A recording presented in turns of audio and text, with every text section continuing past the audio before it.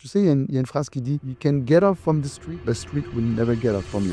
Ouais. Une fois, on a eu une altercation et après, il est venu s'excuser. S'excuser. Et c'est une altercation sur quoi? C'était à Paris en plus, parce que on avait été faire un événement privé pour un multimilliardaire. Et comme il y avait beaucoup d'artistes, je n'avais pas trop calculé, j'étais plus avec un peu tout le monde. Et il m'a fait une crise de jalousie. Il m'a dit: Ouais, tu me fais venir jusqu'à Paris. Moi, on a eu une altercation, mais en mode ghetto. Hein. En mode ghetto. Et je dis: Non, yeah, man, this is fucking city. Je pense qu'il a pas du tout l'habitude qu'on lui réponde en Voilà. ghetto, en Ah, plus. mais surtout, je suis chez moi. Oui. Je dis: Paris, my city. On se menace et tout. C'était comme dans les films. Puis après, on nous a séparés et tout. Puis après, on est parti en after party au VIP Room. OK. Et il est venu me voir et ma soeur dans les bras. Il m'a dit: Yo, my man.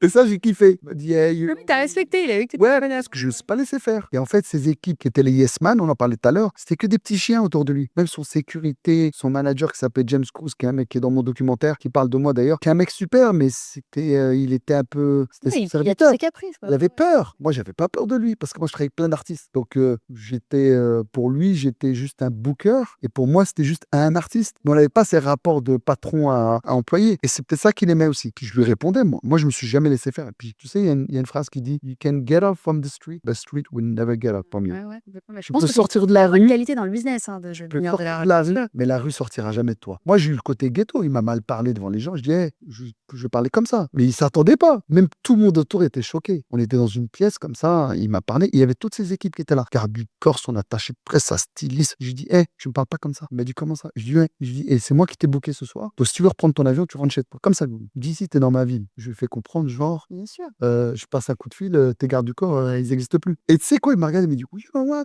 Hein? You threatened me.